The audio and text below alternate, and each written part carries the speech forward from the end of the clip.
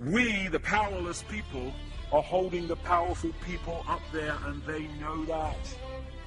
They're terrified of us realizing that. Do you remember that movie, animated movie, A Bug's Life?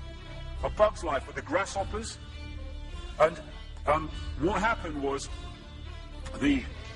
there was these ants, and Ant Island as they called it, and these grasshoppers used to come every year and take all the food, and the ants had to spend a whole year gathering the food together for the grasshoppers because they were terrified of the grasshoppers. There weren't many of these grasshoppers, and one day they're in their winter quarters in a tree, these grasshoppers, and they've got all the food they need, and someone suggested among the rank and file grasshoppers that they didn't need to go to Ant Island this year because they had all the food they needed. And then out came the leader of the grasshoppers to tell them the facts of life, and the few are going to control the many. It's a wonderful speech. If you ever can see that movie, A Bug's Life, I do recommend it. And he said, basically, they outnumber us 100-1. And if ever they figure that out, there goes our way of life. So we have to keep the pressure on, basically. We have to keep them working, so they don't figure out where the real power is. And that's why this network of manipulation works so hard to keep us in these states. Like I said earlier, what are people leaving foreclosed homes for? Foreclosed by banks that have caused the unemployment that lead to them having to leave their homes. Stay there, refuse to leave, make it difficult for them. Expose them for what they are. We make it so easy, the non-compliance. No longer will we just do it because we're told to do it. Is it just? Is it right? Okay, I'll do it. Is it unjust? Is it not right? I ain't doing it. We start to make the decisions on what we will and will not do based on our values and not some imposition from the dark suits. These people are gonna give me, grant me, or grant me not my freedom. I'm all that is. You can't grant me freedom. No one can grant me freedom. I am freedom. It's what I am.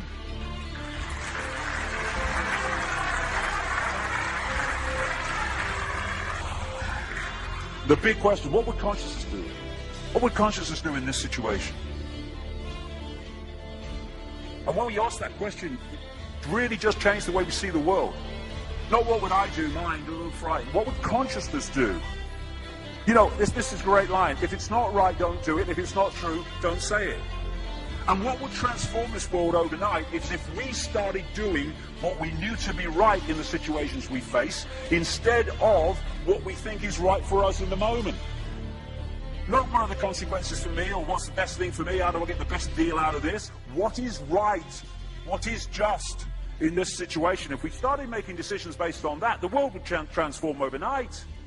These are very simple things. If we want a world of peace, then we need to be peaceful. We don't need to fight for it.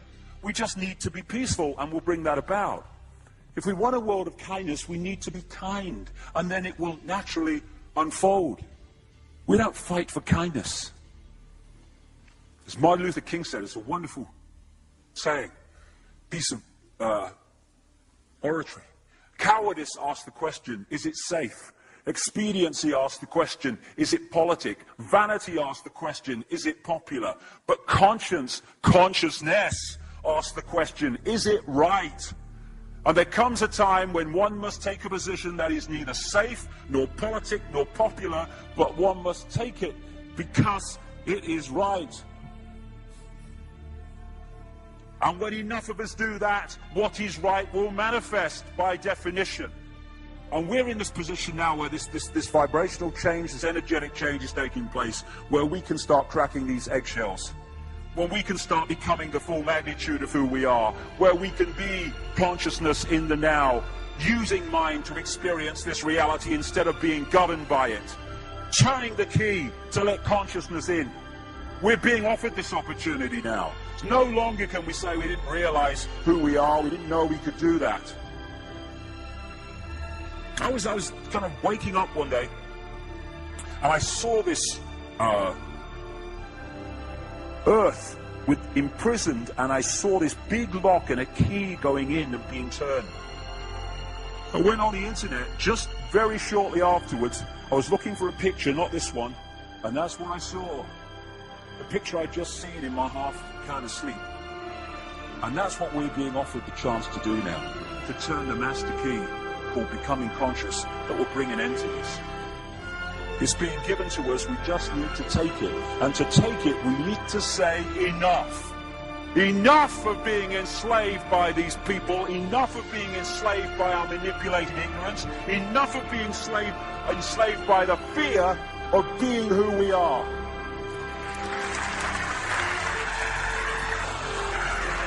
Enough! It is time to fly. It is time to fly. Thank you very much.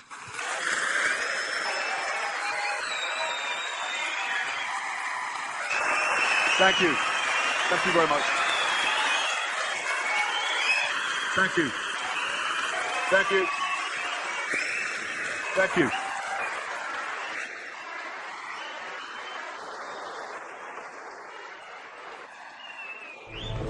Enemy is approaching fast, requesting orders. General, what should we do? There's no response from command.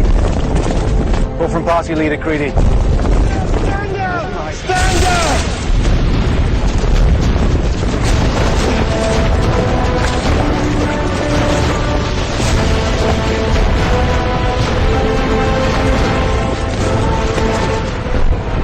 He's my father, and my mother, my brother,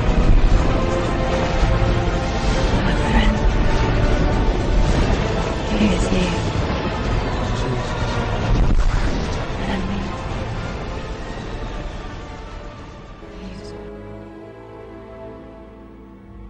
¿Y sabe lo que va a pasar? No, tuve un presentimiento.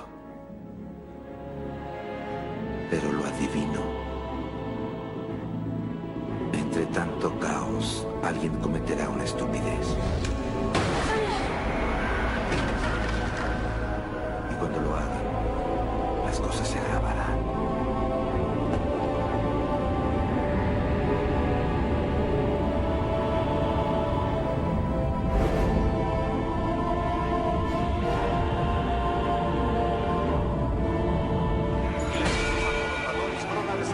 Y entonces Sotla se verá forzado a hacer lo único que sabe hacer.